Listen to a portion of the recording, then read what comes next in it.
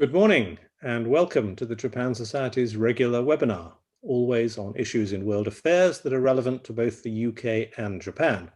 I am Bill Emmott and I have the honour and pleasure of chairing the Japan Society. Today our topic is especially wide-ranging. It is about one of the issues now most obvious in the pandemic, but which has really been a feature of this whole century, digitalization. It is about cross-border business acquisitions and about what happens when a big Japanese company takes over a famous British brand.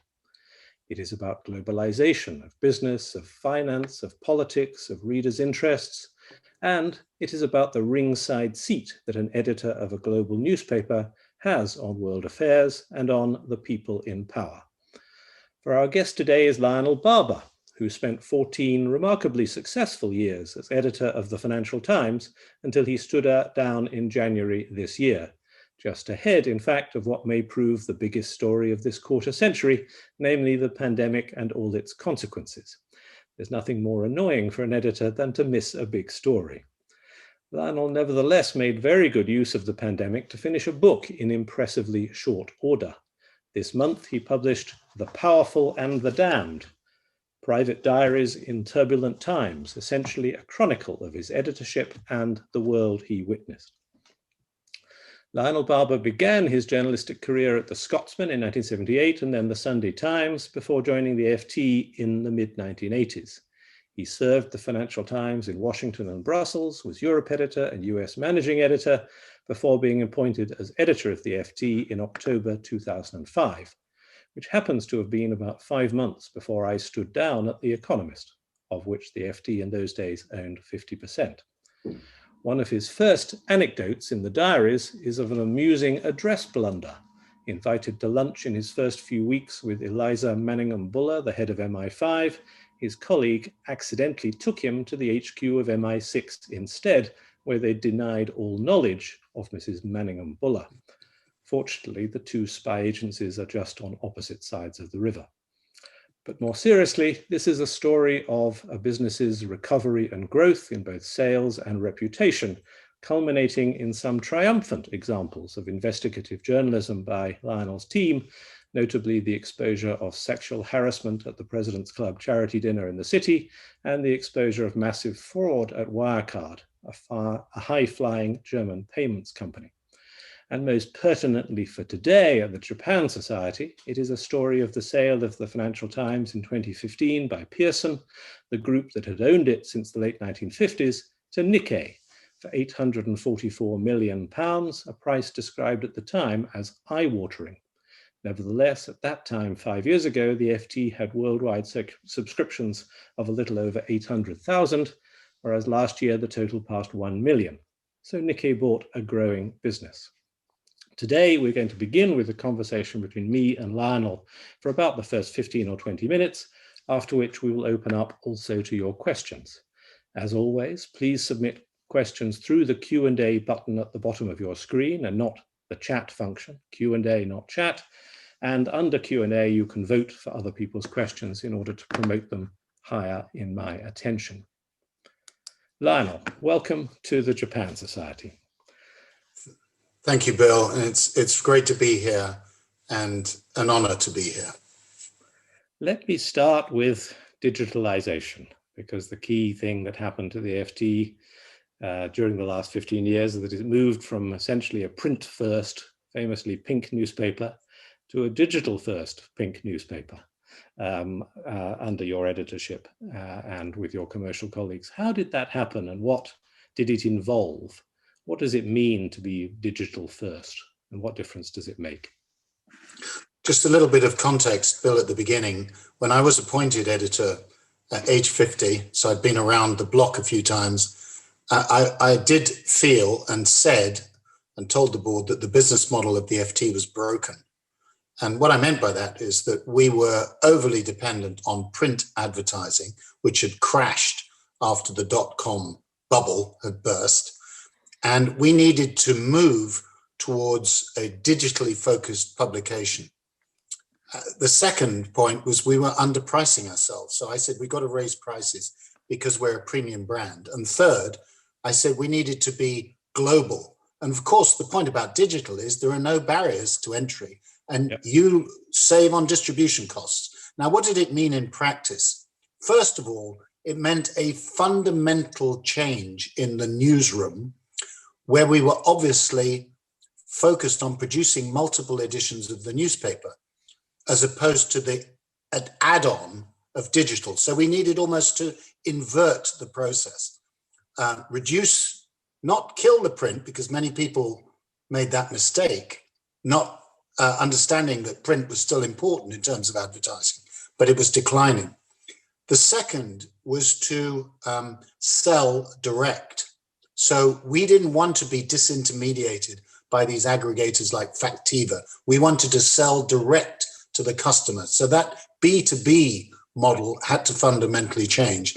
And third, and Bill, you would be very familiar with this as an editor, you needed to change the mindset of the journalists, which was harder than one might imagine. Because of course, they were conservative, they wanted to stay in the same jobs, and we needed to create a whole new load of jobs and new skills to be really digital first, putting the website and the digital offering ahead of the newspaper. And it took a number of years. Why do journalists resist that? I mean, in your experience, I mean, in my time, which was a previous really sort of digitalization era, it seemed to me mainly because they felt that digital was inferior. It was second class. It was, you weren't in the main place. But that gradually changed. What is it that they resist? Well, there is a slight temperament mentality problem, if I may say, where journalists are very good at telling everybody else what to do, but when it comes to actually accepting change themselves, but actually your point is more serious and correct, which is digital appeared to be either the afterthought or something inferior, because print was a craft. Print, and there was an established process going back decades. So we needed to change that. And I think by talking about, it required a whole load of new slogans, like I said, digital first, text plus, and making journalists aware that actually digital could be introduce a whole richer form of journalism. It was the question of journalistic form as opposed to just the process of producing journalism, which needed to be articulated and developed. And of course, a good example of that would be data journalism. That was a whole new area to develop. And we took probably a bit too long, but we brought in somebody from outside, from the Office of National Statistics, would you believe? So bringing in outsiders as disruptors was part of that digital transformation and creating what I call richer journalism. One challenge that an editor has is, if you're in an international newspaper or a place with an international readership, is to try to gauge what will interest your readers in Berlin as opposed to Baltimore, in Tokyo as opposed to somewhere in Africa or somewhere. I mean, you've got readers all over the world. With front pages of different editions, there's at least a way to at least cosmetically do it. How do you do it digitally? Well, obviously you have digital tools now which can tell you, and we developed them, how, not just what was very popular, i.e. the number of clicks, which is, I think you and I would agree, can be dangerous. Yes. You can have a fancy headline and get lots of clicks, but maybe that isn't. We refine that to think of new metrics about recency, volume. How recently have this person come to the FT to read stuff? How regularly were they reading it? Were they sharing it? And what we described as engagement. So how much time are people spending on an article or a topic? And that allowed us, I think, to have a much greater understanding of what readers wanted. I also think, Bill, that, and I certainly did this when I came, is what are we really good at? What makes us different? That the FT has to be really strong. So central banks, we need to be absolutely the top of our game in Washington, the European Central Bank, Bank of England, Bank of Tokyo. We have to improve our markets coverage. That was something I was very proud of doing and pleased to have done ahead of the crash. And just really understanding where we could be world class. And I think there, lastly, commentary, very, very important. Having your own, if you like, what I call mini brands. I'm sure Martin Wolf would be quite cross to be described as a mini brand, but maybe he's a maxi brand, but he was terribly important to the FT. I should think he thinks of himself as a mega brand. Yes.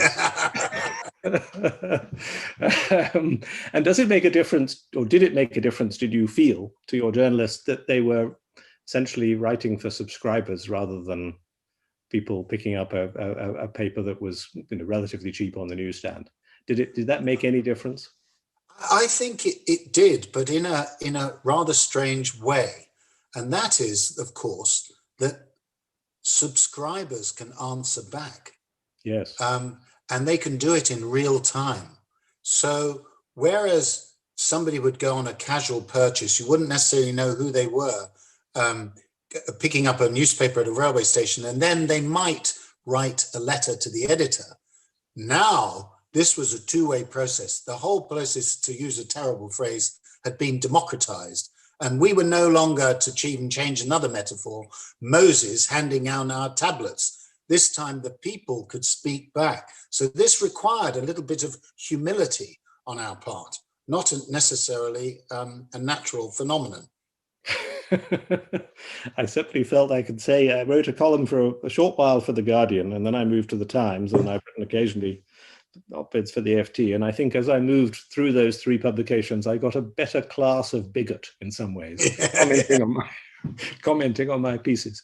But at any rate, let's move to the Nikkei and the acquisition. What did you know about them beforehand? Very little, although I had been friendly with Nikkei foreign correspondents in some of my at my times, particularly in America. I bumped into the Nikkei correspondent either at the White House briefing or something like that. So we'd been friendly. But when John Fallon in 2015, early, because I'd had these, he was the proprietor after Marjorie Scardina.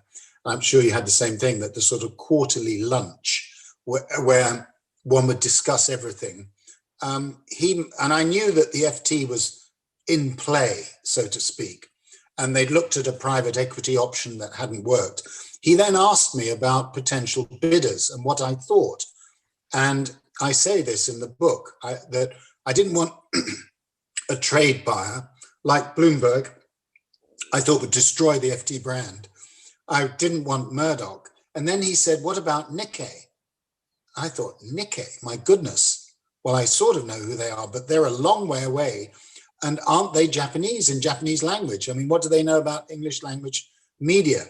Well, I tucked it away. And the other bidder, of course, was Axel Springer, the Germans. And I think I sort of allude to this, but maybe not fully, but seeing as we're amongst friends now, excuse me, I can reveal exclusively in this webinar that there were a number of important voices against the Germans. And therefore, when Nikkei came in with a higher bid, that was it. And as far as, I mean, you didn't know much about Nikkei. I think you say in the book that you sort of went and sniffed them around. I mean, I don't mean to... No, they sniffed me around, actually. They sniffed you around. They invited me to lunch, and I literally felt undressed afterwards. They asked so many questions. That was one thing that I discovered, by the way, not just about Nikkei, but always the Japanese love to look under the hood. Yes. Yeah, no, absolutely. Information collection, very important. And did the fact that, I mean, one of the unusual things about Nikkei is that it of the media, where it is the John Lewis of Japan, it's employee owned, at least formally speaking. Did that feature or pop up to you at all? No, only indirectly. Obviously, at Nikkei, I didn't know anybody in the senior ranks. And given, as you say, that the FT had been independent and owned by Pearson, for more than 50 years, 58 years. Having a new owner meant really, I thought it was absolutely essential to cement relationships, particularly with the proprietor, Kita-san. And so I did do 14 trips between 2015 and 2019 to ensure that I really understood the organization. And of course, I did hear that not everybody necessarily thought this was a great idea inside Nikkei. And what happens to us? Are we no longer so important?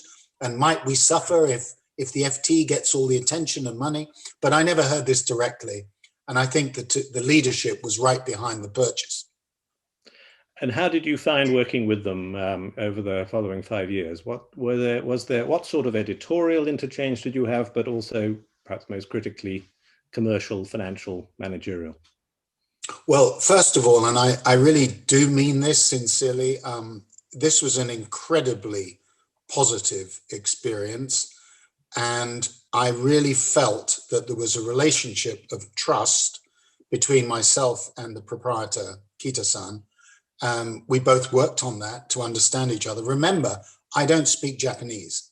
And I made a decision to do that. John Ridding decided to learn a bit of smattering here and there. But I said no, because I didn't want to embarrass myself. And I felt and I learned that actually watching the gestures, the facial gestures, the intonations was almost as good as speaking the language. Very, very important just to focus on that. I think as well that they respected editorial independence. They never interfered on anything. I tell a little story. Bill, you wrote that first piece for us about Nikkei after the purchase. I think you either may have suggested or I suggested it. We published it. And of course, we then had this, the gentleman who used to run Olympus, write and say that this was outrageous, it would never be the same. And he insisted on having a very rude letter published. And I decided after much agonizing to do that, to publish it. But I let Nikkei, the leadership, know. And I think that's an important part of the managerial relationship, Bill. I operated on the principle of no surprises. Just, if there's something, just inform. And I think they really appreciated that. And therefore, it was a really very positive relationship. We can talk about what they did, investment, and what we gave to the relationship, if you'd like. I will interject only that some of the Japan Society may know this, but Lionel has a twin brother, Stephen, who does speak Japanese. Had he been an identical twin, which I think he isn't, perhaps it would have been tempting to send him there in your case. Yes. Well, he's married to a Japanese lady, Kamiko. Yes, yeah. Indeed. No, so I just thought I'd pop that in. And what sort? I think that has been I mean, everyone who I speak to, certainly in your team, basically say that it's been a very good relationship, and that certainly your Tokyo bureau tell me mainly that they get a better class of gossip from Nikkei journalists than they used to before. But other than that, it's absolutely clear. What sort of editorial interchange has there been? Paul Diamond, one of our members, has sent this question in. Has there been any editorial exchange, or what? Yeah, very, very, very important. And by the way, I think I should say, Bill, that in my view, and I say this in the book, that I do think that Nikkei made a strategic purchase. They wanted, number one, to go digital.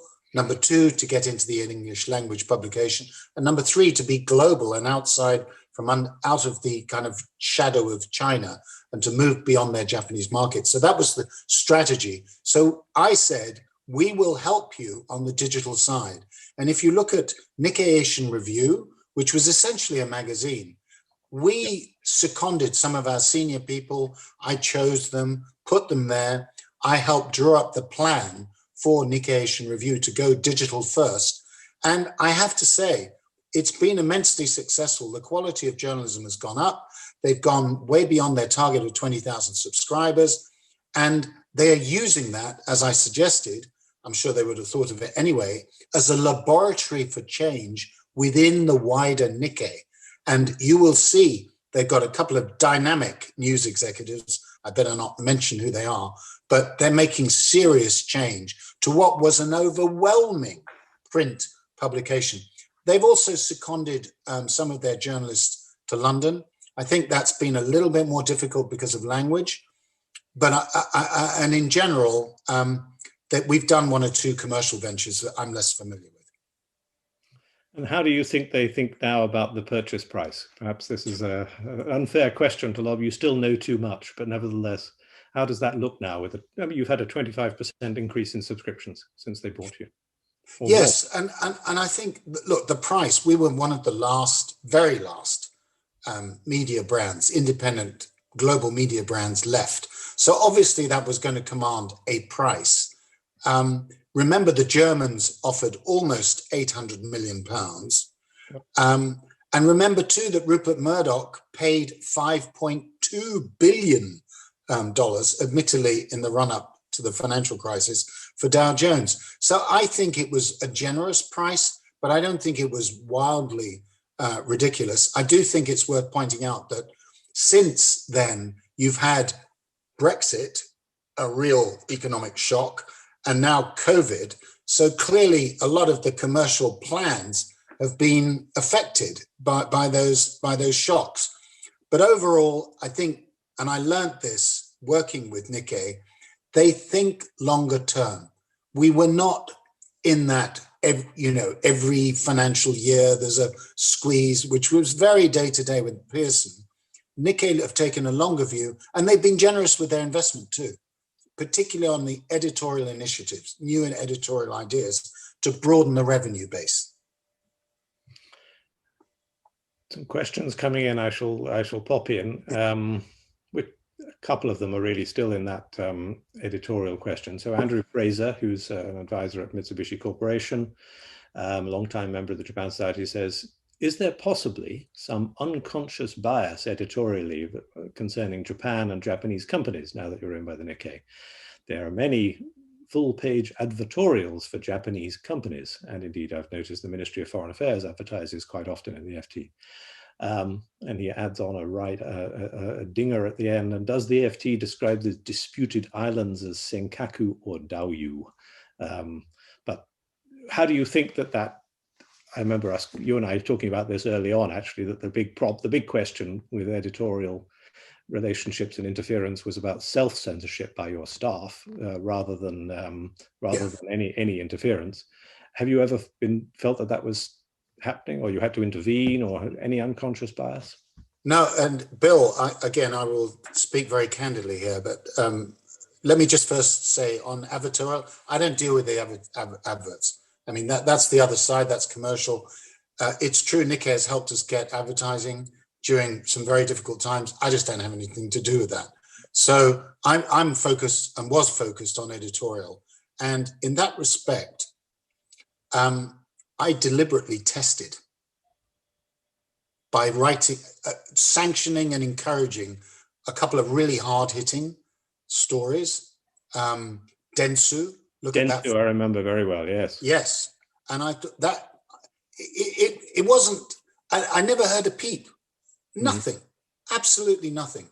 And then, of course, we did do Carlos Ghosn, and we beat the Nikkei on several occasions. And that was a very embarrassing story for the Japanese authorities. Didn't hear a peep. So it's very important to understand that there was no interference at all. Now, self-censorship, I think it comes from the top. Again, Bill, you know this. If the editor comes in and is looking down and saying, no, you just say, look, we're doing it. It's not, everything goes. Yep. We can't. That last point, I think this is the significance. The hardest thing was the way the Chinese sought to use pressure to say, you're a Japanese publication, you're Japanese owned, so you're not fair to China. And you can't be fair to China. And I'd have all these conversations saying, look, it doesn't affect us. That was actually the hardest bit, not anything else. Yes, no, I can absolutely imagine that. I mean, partly because that's the way that Chinese diplomats work anyway. How many times have you hurt the feelings of a billion Chinese people? I'm sure many. Yes. And I didn't answer Senkaku Daiwa. We actually changed to introduce Daiwa alongside Senkaku after the Chinese kept saying, you should not call these islands Senkaku, they're disputed. So I made a change to have both mentioned. So it's only the two. It's not just Senkaku and it's not just Daiwa. Duncan, yes. Duncan Bartlett, who is former BBC correspondent in Tokyo, and follows Japan very well. He says, I admire the FT's coverage of Japan. Leo Lewis, Robin Harding, and Kana Inagaki do a great job at making the country really interesting. I'm a Japan fan, however, so I'm drawn to their stories. How do the Japan stories fare in terms of engaging readers from around the world? How do they do on your metrics? Not so well in general, other than, I mean, the Carlos Ghosn story was a rocket. So, but if you go back, let's just go back 20 years ago, sort of towards the end of the lost decade. I mean, the danger was that a lot of publications just ignored Japan and ignored the fact it's in the top 3 economies in the world. And of course, there was the language barrier. So actually, I mean, this was partly luck. We have 3 outstanding correspondents. That's probably, I shouldn't probably say it because I've left, but I often said it's probably the best bureau in the world. So as an editor, you just say, I don't care how it's doing. Number one, it's really important. And number 2, they're brilliant journalists. So we're going to promote. And I don't care about the clicks. One thing you did do together, and I remember that from your book, and I'd noticed it, I think, in the pages as well, is you went together with Nikkei journalists to interview Prime Minister Shinzo Abe. Tell us about that. How did that go? The honest answer was not so well. And I better be careful here, but let's say it didn't happen again. I think it's very difficult to do an interview à deux with 2 people, especially if they are very different in their approach, the questions. It really signaled 2 worlds. Now, I do think that Nikkei and FT, and you've seen that with Nikkei Asia, have done an amazing job of working together. But I take a rather Catholic view when it comes to interviews. And I did another interview, or maybe even another interview in 2019 on my own, and it was much better. I was obviously also, I have to say, Bill, a bit rude, because Mr. Abe's spokesman tried to close down the interview after 30 minutes, and it had been stilted at best. And so I said, excuse me, I haven't finished, which was probably very, very rude. But I was also making a bit of a theatrical point. Like, we are not operating. I am an independent FT journalist. This is how we operate. And I want to have this question. And too bad. So I was probably being a bit of a, we won't use the word, but I was also making a point. No, I can understand. You're very well informed, Bill. I think that the point you make about the different worlds is actually a very important one. And I do remember essentially saying that in the piece that I wrote for the FT about the acquisition, that each has its own world and operates in it. You need to understand each world, but that doesn't mean that the 2 worlds are in fact going to interfere with one another. How would you describe what you now understand of Nikkei's world? Well, I think this again, and I've just told a story which is a bit against myself, and although I still think I was right to do it. But I want to say that one needs to be a bit humble, because my experience in dealing with Nikkei has been that you're dealing with some very, very wise people.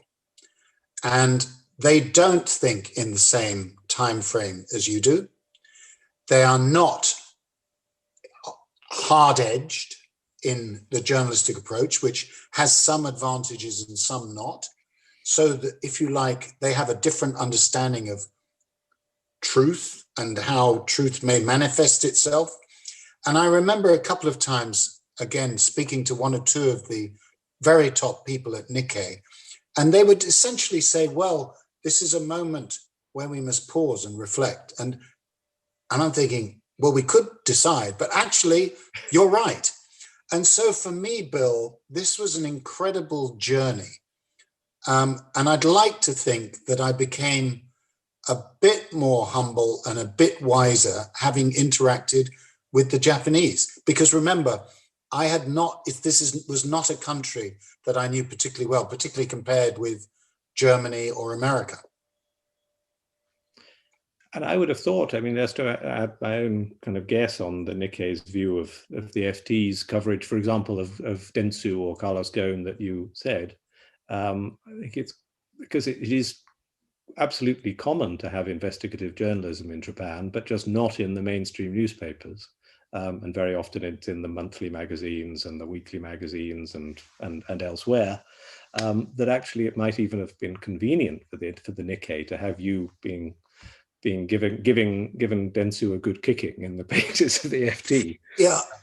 I mean, the other thing, Bill, I'd like to return to your question because I think it deserves a bigger answer. Is the Nikkei knew and understood, and this came across in conversations, often obviously at night rather than at noon, that their way of doing business needed to change. And it wasn't just a question of being overly print focused, but it was also the model essentially of sending these reporters out to the executive's home where they would be fed tidbits. And therefore, they were never going to be like us and be quite aggressive with a lowercase a. But that sort of relationship needed to change a bit, and they needed to be deeper and offer more context in their reporting. And I think that was very interesting to observe. And I also said, by the way, you guys, you work the most crazy hours. Surely you just need to work less, go home and finish a bit earlier. It can be done. And I think actually they've done that too a bit. Have they? Right. Yes. A bit, yes, exactly. That surprises me in a way. Now, a couple of, actually, here's a question from Pernilla Rudlin about Ghosn and Dentsu articles. This is, in a way, following on from the point I made. She's lobbed in, do you think there's an element of the Nikkei getting the FT to be the ugly foreigner / black ship, saying the things that they cannot say? Now, they haven't told you to do that. You just did that because that's the way you were. But did you ever get any sort of direct feedback on the things that you did? No, and I can say this, I think, frankly,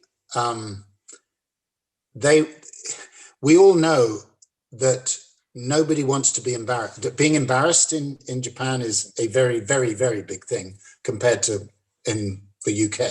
So when we scored a couple of very big scoops on the Ghosn affair, I think in the Nikkei newsroom, this was a little difficult because did they take the FT story or did they wait? And that again, I didn't get involved in it. I didn't want to get involved in it. They had to make that decision. But that was a little tricky. And I think the other thing, Bill, which again, I suspect this audience would appreciate, was we took a piece which essentially was very critical of the criminal justice system in Japan. And in defense of Carlos Ghosn, it was by his biographer, and I put it at the top of the page. I think that really would have caused a few tremors in Tokyo. And I do remember having one conversation with a couple of senior people at Nikkei and mentioning Ghosn's confinement and being told, well, it's fine, there's not a problem. But I never heard, and it's really important, I did not hear a whisper about that op-ed. And that, again, I think is a tremendous tribute to the Nikkei leadership. But I'm sure it would have hurt, and they would have sucked their teeth a bit reading it. Yes, I think that's right. Yes, absolutely. But nevertheless, that's great. Now, some general questions about the FT. Yuichiro Nakajima, who's a fellow board member of the Japan Society, an investment banker, says the FT has changed over recent years. Its coverage is broader in terms of topics. One would never have expected to read about bargain hunting in hip shopping areas in Tokyo just a few years ago, as indeed I read this morning from Josh Spiro. I'm completely in support of this and going through the pieces. Has this widening of coverage been, one, a conscious strategic repositioning of the FT to carry a wider appeal, he says, to advertisers, I imagine to subscribers as well? Two, as a result of any directive from the Nikkei, brackets which he doubts. Three, a simple attempt to broaden readership or something else. How do you think about that as an editor? You've always had the FT. Yes, it has nothing to do with Nikkei.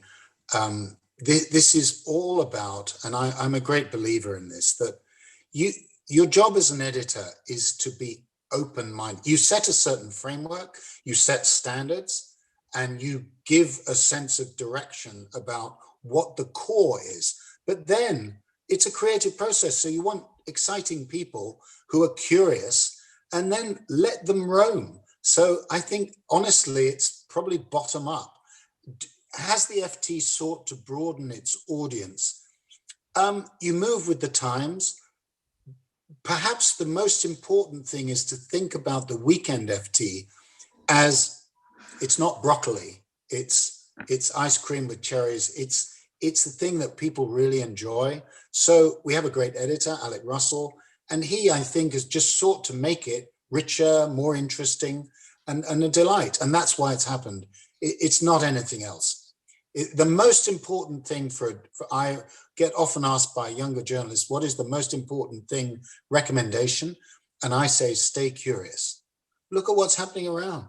That's why you're getting this kind of coverage. It's just a guy who was enjoying his time in Tokyo and wanted to write about it.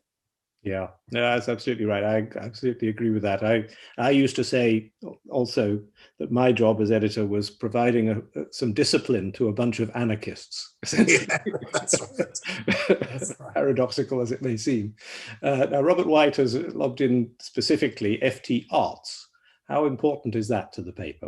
How did you, and that's under Alec Russell's wing, principally in the FT Weekend. Yes. And I had to recuse myself when I joined the Tate, and particularly latterly as chair, that take myself completely out of any arts coverage, but it is largely under Alec Russell. Important to note that the greatest editor of the FT, Sir Gordon Newton, who was in post for nearly 23 years, essentially invented the modern FT. He was editor from 49 to 72, and he created the arts page and created arts coverage and said, this is part of the FT. And I think, again, for us, we're showing that we're not just about numbers and about mammon.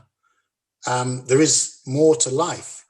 And so the arts coverage, as far as I was concerned, we needed to have the greatest critics, people who are really witty and would write well, were a delight to read.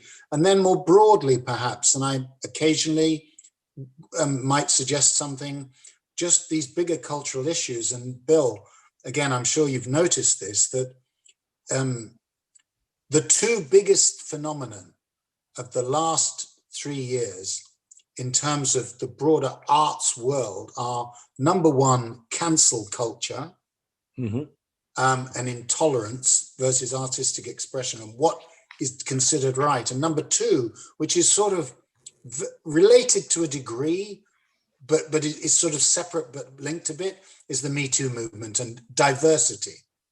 And you've got to engage with that as a news organization. Yeah, absolutely. A lobbying question connected to the arts, which I'll pop in now. Nicholas McLean has asked, says Nikkei has been a notable sponsor of the arts in Japan and abroad. Is the FT involved in sponsoring arts or likely to become involved? I've never noticed it. No, I don't know of any direct sponsorship, or certainly not money. I mean, we're media partners to a couple of literary festivals, not the Hay, by the way. But no, we don't. I know, I'm aware of that. Nikkei has been involved, and Okada-san, the CEO, is very interested in modern art and is a great, and Nikkei executives would always ask to go to an arts museum when they came to London. Right. Yeah. Now, John McMahon has asked, the FT's journalists often feel like old friends and are missed when they step down. Lucy Kellaway is a good example of this. What's the secret of staying on good terms? And I'm particularly putting in this question in order to lob in a self-serving old point, which is that one of your predecessors, Richard Lambert, made the very smart move of offering Lucy a management column, which she then became, I think, famous for, basically on the bounce from me having offered her a job at The Economist. Damn it. So I didn't get her thanks to that. And then the rest is history. Well, I think that the ability to recruit and retain is one of the most important aspects or tasks of a good editor. So I know I write a lot about tripping around the world and meeting important people, and also, by the way, spent time in slums as well as salons, whether it's Mumbai, the favelas or whatever, because I thought that was part of the job. But the important thing here is retain. Now that means that I would spend a lot of time with people, just making sure they were happy, just what's going on, taking an interest in their careers, thinking about what their next steps were. And I'm sure Lucy won't mind me saying that she wanted to leave, 5 or 6 years before, because she just felt a bit tired with her column. So what I did was say, well, why don't we try this column? Or why can't you do that? Or what about this? And maybe we could do this. So in the end, she'd reached a certain age, at a certain time. She joined when I did in 1985. She wanted a break. She'd done 30 years. Amazing. And of course, she had a special bond. The most important thing I did was persuade her to still write. And then, crucially, Bill, sometimes you're going to lose people. So the most important thing is who's the successor? And I honestly think that Polita Clark, she's a fantastic journalist. She's not quite there with Lucy, but she's writing very, very good columns. And I think is an incredibly important person. So, of course, you lose some, but you don't lose them easily. And you keep the economists prying hands, or the Bloomberg that John Micklethwaite describes as Manchester City, with their massive pay pocket. You keep them away. You try and keep people and retain people. It's a very important part of the brand and a news organization. Absolutely. I think Polita Clark is good, actually, but she's very different. Yes. And the important other thing with columnists is that they're not going to be simply clones of a predecessor. They're going to be their own voice and own personality. Yoko Dochi, who works with SoftBank, says FT's investigative pieces are fantastic. I think you might agree, Lionel. Wirecard, etc. They reached to a new level under your leadership, I think. Could you share your thoughts and perhaps the way you motivated your journalists in this process? How do you manage this process? High risk, high return. Well, Bill, I am going to take a point you made in your review of my book, and I'm not supposed to thank you, but of all the people that have written about it, being an editor and understanding what the role of an editor is, you kind of got it. And you picked up this point that when I took over, I inherited a horrible libel suit where, frankly, the FT had just not done the right job. They'd made mistakes, and they were mistakenly defending a libel suit, which we were going to lose, or even if we half won, it was going to be a total mess. So I settled it. And the crucial thing then was to sort of regroup because quite a few of the journalists said, if you do this, we've lost, we've surrendered, it's going to be terrible. And I said, no, we're going to swallow, we're going to suck it up, and then we're going to move forward, and we're going to do some serious investigations. But on our terms, we're going to get it right. But you need to build time. It takes time to build credibility. And also you've got an insurance company that's just paid out several £million because we made a stupid mistake, not one, but two. So the crucial thing is to give a sense that it is possible, but also a framework of discipline. Now, I'm a reporter by nature, and I love investigations. And so I took a particular interest in some of them and edited even them personally. When we got towards the end of my editorship, I realized that I wanted to create an investigations team, but also get the right head who would be, and you described being a sort of managing the anarchists. I would say investigative journalists always are going to carry a little bit of risk and a little bit of danger. So it's about managing it, but not stifling. So it's a very tricky balance. And then you've got to realize that there are going to be some dry wells. So it's oil drilling. Not everything is going to work. But then occasionally there'll be a gusher. And then you have to just make sure that everybody doesn't get so excited that you make mistakes. I think the last point is you really need to know what the sourcing is, and that it really is multiple sourced, not just one or two. And at the highest stakes, you really do need a number of sources. So I had a mantra at the FT, which I said at the beginning, but I now had to repeat, which was, I want to be right rather than first. And I didn't mind delaying. And often these journalists would be going, they'd tear their hair out. And I'd say, no, it's not ready. I want another edit. You've got to go back. And therefore, we were in great shape when we did do Wirecard. And we were in such good shape that we were able to resist the most incredible pressure. Never experienced it before from these blue chip law firms like Herbert Smith, threatening us nearly every day. We had the German regulator have a criminal complaint investigation. It was incredible. But we had the data, we had the documents, and we had the sourcing, and that's why we prevailed. I wonder how Springer would have worked if you'd been going through that story. Well, it's fascinating, actually. I'd like to think that Matthias Döpfner, who runs Springer, would have trusted us. He swore to me when I met him in Sun Valley, and I have this encounter in the book where I say, you'll forgive me, but I said, he said, it'll be fine. And I said, we're sure? And he said, yes, because you and I get on. And I said, yes, but what about the next editor? Yes, it will still be fine because we don't interfere. Well, you know, that would have been a test, Bill. Yeah. I'd like to think he probably would have gone along with it. Yeah, no, but you're right. You don't know until the test has happened. Absolutely. In those cases. And by the way, Nikkei never, ever interfered. They never said a word about this. And actually, I didn't tell them about the first story anyway, because I didn't think it was particularly relevant. When the investigation from the authorities happened, I sent a very short note saying, this is rubbish. It's fine. And thank you very much. That was it. On the principle of no surprises. One of those stories that you were telling in your book that I sort of thought to myself, I wonder whether what I'd have done with this one was the President's Club one. Yes. In other words, not because I might have been with you in thinking, oh, this has to be exposed, but because you were sanctioning undercover operation, essentially.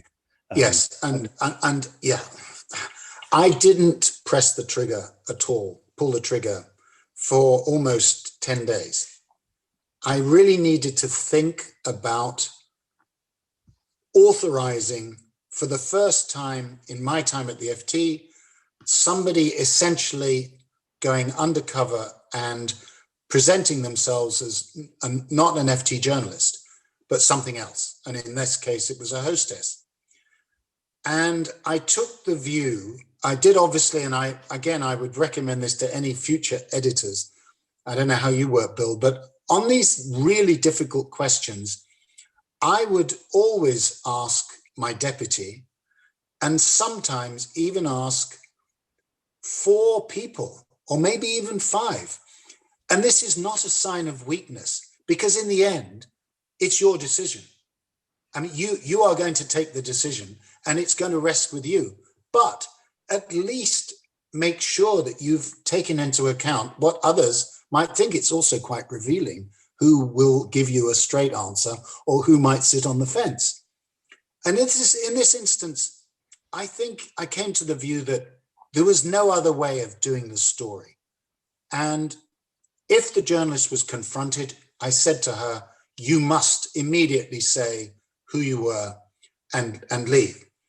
And I thought as well, yes, this was the only way of revealing what was going on. And it had gone on for years, and it was time as it was exposed. But to show them that I wasn't a soft touch, and to show them the gravity of this decision, I deliberately took about 10 days. Yeah. No, I think, I mean, absolutely what you say is right about talking to 4 or 5 people. I would always do that. For every reason. One is, it's the way of thinking through what you think yourself. Yeah. The second is, it makes people know about it a bit, so that therefore, you know, if shit and fan do meet, I may say, you also know that you did it in, as it were, with due process and a certain, yes, a certain, you know, you've involved people as well, because everyone gets affected if the reputation gets trashed. Now, Stephen Cohen has asked, which digital newspaper models do you respect or think will thrive other than that of the FT? Which is a way of saying, I think going back, this is really going back 20 years, but there was a sort of a general prejudice in the early digitalization days that it was just people like the FT and the Wall Street Journal who could make subscription and digital work because you had some value added, something, you know, hard to get to sell, whereas everyone else perhaps had to be free.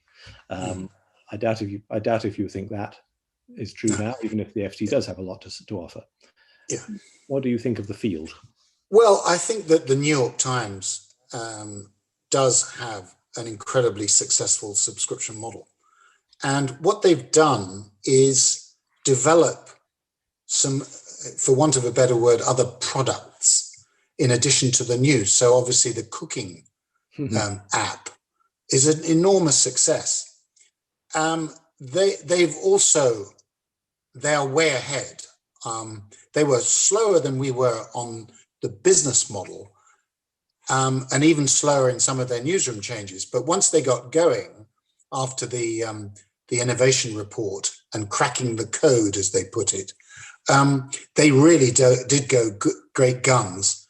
And they're much more, they've been incredibly successful in moving to text plus, the video. I don't say that just because my daughter happens to be a senior member of the video team in New York, but there we are. It is pretty damn successful. And the metrics and the use of working on different platforms has been incredibly successful. Maybe one little thing, and I'd be interested what you think this, or the audience. I mean, they have been the anti-Trump news organization, and they've had the Trump bump, maybe at a bit of cost of sort of riling up or mobilizing their base, which creates its own problems. But you have to say that the New York Times has done a great job. I think the Wall Street Journal has also done a very good job, but they were early in the process. And then lastly, Bloomberg. I think John and his team have done a really good job of making that digital offering at Bloomberg much more appealing. So it's less kind of rigid and it's more dynamic. And so they've done very well too. Yes, I agree with that. It's less visible to me somehow, the Bloomberg one. But I think what's interesting to me about the New York Times, what they've done compared with the FT, is that the FT have used digital to go global. Essentially, the New York Times, and perhaps I'm caricaturing, have used digital to actually retreat to the United States. They've become less global than they used to be. You almost said America first, Bill. I did almost say America first. You're right, but they are that basically. But that's because it's a whacking great country, and they can basically dominate their patch. As you say, they have been very anti-Trump, rightly so, but nevertheless, that could cause them some difficulty in the future. Yeah. Do you regret not covering the exit of Trump, or at least the exit of Trump to a new phase of Trump? Well, I get the occasional pang. So when Dominic Cummings staged his exit from Downing Street, I got rather excited, and I would have liked to have been in the newsroom. But of course, the newsroom doesn't exist now because of COVID. There is no newsroom. Everything is being done remotely. And as for the end of Trump, yes, but overall, I just felt I'd done just over 14 years. We'd achieved a lot. I turned 65. It was the right time to go, not to hang on. Just as I kind of wrote a bit rather melodramatically in the book, go out on a home run. And so it was time, let others do it. If I told you that I missed it occasionally when the really hot news happens, fine. I'm glad I'm not covering the COVID emergency, though, the COVID pandemic. I think it's really difficult for editors and journalists. No, that's slow news. It may be hot, but it's slow. That's the trouble. Yeah, no, absolutely. I agree with that. No, we all have pangs, but we're right to move on. Now, tell me about, I suppose the last question about Nikkei. It always seemed, and you raised it earlier, it seemed that the important test was going to be the appointment of your successor. How did that happen? Tell us about how Nikkei handled that and how it transpired. Yeah. Well, I think they did a really terrific job here. When I was appointed editor, I said, I'm honored to serve. I was given a generous contract. And I said, I will continue to serve, but on a couple of conditions. One is that I'm healthy and my family's healthy. 2, that I'm performing. But 3, that I will actively manage the succession with you. And that was a commitment, a personal commitment made at the outset. And so this process of choosing the next editor was iterative. It was not a pressing matter because I had an open-ended 3 years renewable from 2015. Beginning 2016. So I didn't feel under any pressure. This is very important as an editor. You're not told, well, you're actually leaving. This was very, very good. But in return, we really did talk about the candidates regularly. And then I brought over, this was my choice. Every time I went to Tokyo, I brought one of the potential successors to Tokyo to meet the senior team and the proprietor and the CEO, etc. So they got an opening to Tokyo. They were taken seriously. And I told them, this is important. They didn't always believe that this was part of some grand plan. And I think then what we did was narrow the field and have greater discussions, more intensive discussions in that last year. And so the field was winnowed down, and eventually I was involved in, they asked me what I thought, and I did express my view, and the final decision was by Nikkei. And I think that worked very well. That really is the story. And Rula Khalaf, my deputy, was chosen as the first woman to edit the FT, but I can assure you she did not get this job because she's a woman, because she's an outstanding manager, very experienced journalist, and a strong leader. And I saw her in action as my deputy. There were also at least 3 or 4 other candidates who were very strong, and all of them were given a hearing. And in the end, as I say, it was winnowed down to Rula. No, well, it's worth saying there certainly wasn't profiling involved, since she was the first woman, the first Lebanese editor, perhaps the first Greek Orthodox, I gather, editor. So she's an unusual combination. So she was chosen, I'm sure, for her ability, not for any profiling. So that, well, Lionel, we've had a terrific hour. come to the end, but thank you very much for spending the time with us. Thanks to the members of the Japan Society for sending in lots of very interesting questions. One of my predecessors as chairman here, Christopher Purvis, who used to be S.G. Warburg's man in Japan many years ago, says his one sadness in the last 50 years is the reduction in the weekly arts page. It was the greatest arts page in the 70s, but is no longer. Is he getting old and crabby in his old age, believing that? I'm only lobbying that in just to say, well, everyone regrets change. Yes, Christopher's not wrong. This was pagination saving.